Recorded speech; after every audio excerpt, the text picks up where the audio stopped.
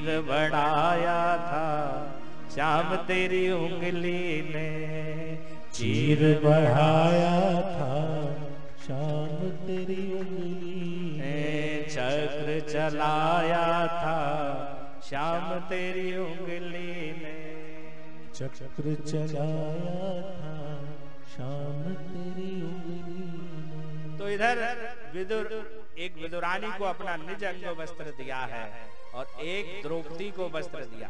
मालूम है ये द्रौपदी को कोई भगवान को कोई कुछ दे दे तो भगवान किसी का कर्ज नहीं रखते। एक बार भगवान की जब उंगली कटी तो उसी समय सत्यभामा खड़ी थी, रुक्मिणी खड़ी थी और वहीं द्रौपदी खड़ी थी। सबने सोचा हमारी बड़ी वीआईपी साड़ी है, अभियाल खड़ी हुई है, ये तो बड़ी रत्न जड़ित है। अब इनके उंगली से तो खून निकल गया। दास दासियों को बोल रहे कपड़ा ले आओ, कपड़ा ले आओ। कहा कि ये जो साड़ी में और जो धागे हैं, वो जो धागे हैं वो सब अभागे हैं, जो धागे साड़ी में हैं वो सब अभागे हैं। भाग तो उन्हीं के जागे हैं जो आपके आगे, जो आपके आगे भाग गए, आपके आगे लग गए आके, उनके भाग ही जागे। आज उनके ही भाग जागे हैं। और जैसे ही द्रौपदी ने वो वस्त्र बांधे तो उससे कहे आज देखो यहाँ वस्त्र बंधा, यहाँ भगवान किसी का कर्ज नहीं रखते और यहाँ भगवान ने वस्त्र बढ़ाया। बोली कि अभागे तो वो धागे हैं जो आपकी ओर नहीं भागे हैं, और भागे तो जो भागे हैं वही भगवान है जो आपको लागे हैं। धागे तो वही भगवान है जो आपकी उंगली में लागे।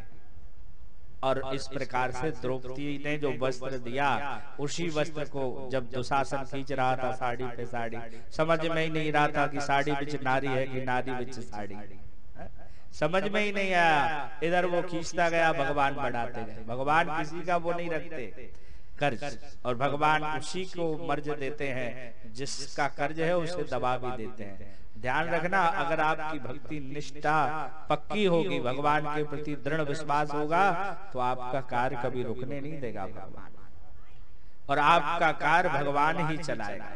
बंधुओं, इस प्रकार से परीक्षित जी कथा सुने और विदुर जी महाराज विदुरानी ने जैसे ही हम आपको प्रसंग सुना रहे थे कि वो वस्त्र, वो अंग वस्त्र विदुरानी को दिया और विदुरानी ने वो स्नान के बाद वो अंग वस्त्र किया, और अब जब अंदर गई आई सोचे कि भगवान को कहाँ बिठाएं, और बिठाए कहाँ, बिठाने के मन में आ गया, सोचा कि यहाँ बिठा दे, नहीं नहीं यहाँ बिठाना ठीक नहीं होगा।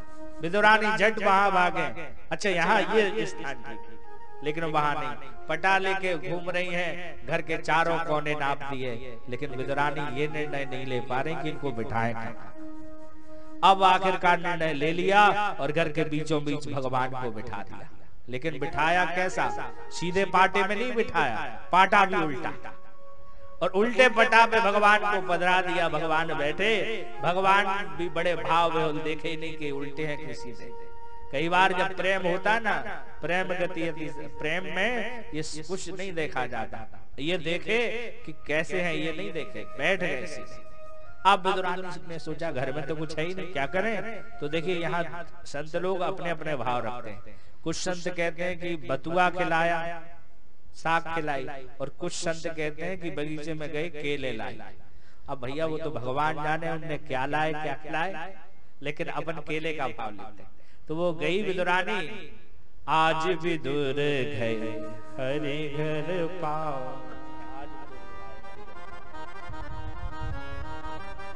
विदुर के घर आए हैं हरि पावना, और आके जो है जैसे आए, इधर भगवान ने एक भी व्यवस्था नहीं, लेकिन विदुर जी महाराज गए और आए हैं, आके जो है तुरंत विदुरानी गई और विदुरानी जाके तुरंत केले लाई, और भगवान के लिए केले लाई हैं। लाके भगवान ने जैसे ही देखा, भगवान को देखे, भगवान को देखते देखते वो केले खिला रहे हैं। लेकिन केले जब खिलाए तो ऐसे छीलने लगे, और छीलते छीलते विदुरानी ने केले का जो खाने वाला भाग था वो तो जमीन पे रख दिया, और विदुरानी ने क्या किया कि वो छिलके जो थे वो भगवान को निवेदित कर दिए। भगवान ने ये नहीं देखा कि क्या है, भगवान ने भी वो छिलकाई जो है भगवान भोग लगाए, हरि ने छिलका भोग लगाया। जैसे ही भगवान खाने लगे, खाते खाते एक दो खाए और इधर विदुरानी ये समझ ही नहीं पा रही कि हम खिला क्या रहे हैं, और भगवान भी कुछ नहीं समझ रहे कि क्या खा रहे। भाव का भूखा हूं मैं, भाव ही एक सार है, भाव को मुझको जो भजले भव से बेड़ा